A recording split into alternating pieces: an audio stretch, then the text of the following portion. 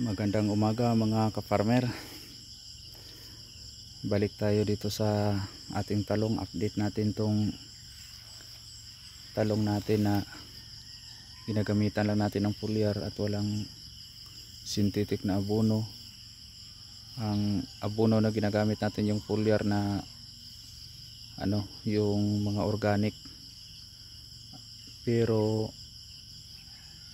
wala rin tayong ginagamit na insecticide. Base sa sinasabi ko na hanggat maaari hindi muna tayo gagamit, maliban na lang kung talagang kailangan na. Pero ngayon makukonsider pa rin na bad news siya, pero makukonsider pa rin natin good news kasi ang haba ng length ng time na hindi tayo gumamit ng synthetic na abono at hindi rin tayo gumamit ng, higit sa lahat, hindi tayo gumagamit ng insecticide.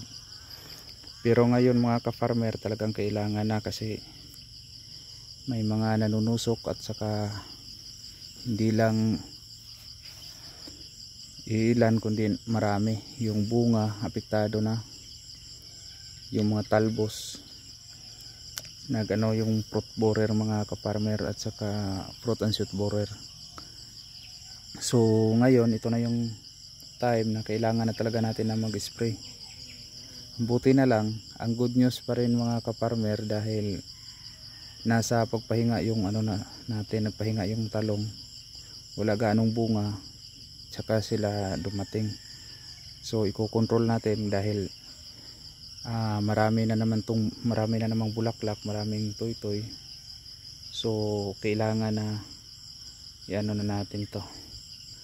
Mamaya mag-spray tayo ng sa hapon, mga alas 5, mag-spray tayo ng insecticide. Yung gold ang gagamitin natin para naman maproteksyonan natin tong parating ng mga bunga, dahil maraming bulaklak, maraming toy-toy. Buti na lang late na sila dumating, kung kailan na mahinga yung tanim natin, saka sila at saka madamo na, kailangan na rin natin tong damuhan. Maganda na kasi yung panahon, umuulan na, kaya mabilis yung pag ng damo. Doon naman sa matatanda, marami pa rin bunga, pero yun nga, may mga malalaki naman ang bunga, pero mostly talaga maliliit na dahil matanda na yan na yan, 11 or higit 11 months na. So ang gagawin natin, mag-spray tayo ng insecticide mamaya, tapos yung malalaki, kasi may magtatanim tayo ng talong doon sa ibabaw, doon sa unahan. Pagkatapos ng magtanim, tatapasin na tong yung malalaki, yung matatanda, kasi pag hindi natin yan tatanggalin, ang mangyayari yan, ang magiging host or breeding ground ng mga insekto. Ang mangyayari, hindi makukontrol. Ganoon pa rin mga ka-farmer, dahil ang talong natin ngayon na mahinga, so yun siya, nag-iipon ng enerhiya para sa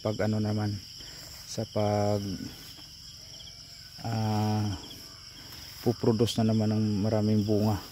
So maraming mga toy-toy. Yan na, ito shoot borer, mayroon na, kakating na natin yan. Ito mayroon din. Ayun, ayun siya.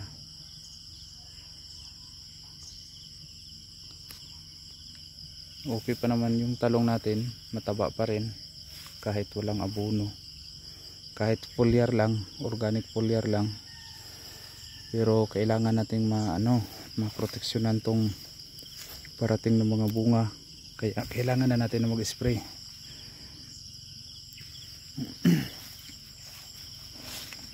Dito sa ibaba, ito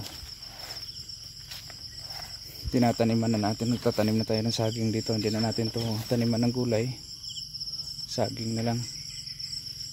Doon din yung saging, na yon, isa't kalahating buwan na yata or higit isa't kalahati, para malapit na magdalawang buwan walang leaf pruning yan, pero ano pa rin,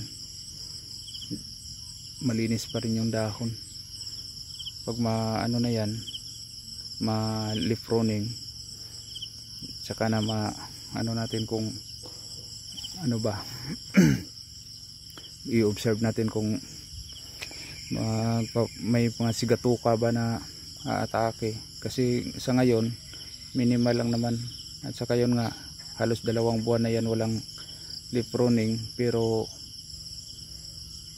ganoon pa rin, wala ganong itim-itim yung dahon, wala ganong sigatuka, at saka hindi na rin tayo nakapag-spray ng fungicide kasi pag di naman kailangan, so huwag na muna, iwas lang muna tayo kasi pangit naman tira ng chemical kahit kahit hindi kailangan.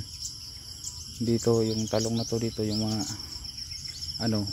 maliliit, tinaniman na rin natin yan na saging, may saging na to para pagka paglalaki na tong saging, maaari nang tanggalin yung talong. Yan, na lang tayo, magtira tayo ng konti na para sa gulayan.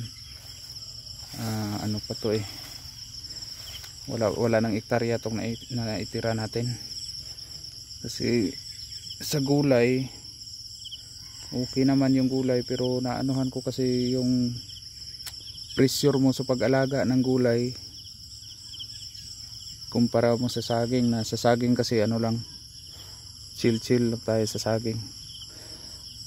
Ang kalaban lang natin sa saging yung minsan yung hangin, yung sobrang lakas ng hangin, yung mga may bagyo, may mga isolated na mga storm, yun ang problema, yun ang pinaka disaster natin. Pero sa pag-aalaga, maliban lang kung may Panama disease, yun ang talagang natin, lalo na dito na infected na to, may ilang porsyon na dito na Panama, kasi yung mga kumpol ng na yan, yung mga maliliit, infected na yan ng Panama. Pag lalaki yan, mamamatay yan. So yun ang ating pagtuunan ng pansin.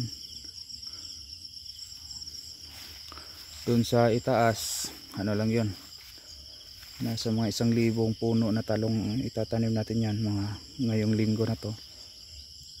Tapos yung matatanda ay eradicate na natin yan. So mag-isip na rin tayo kung anong itatanim dyan.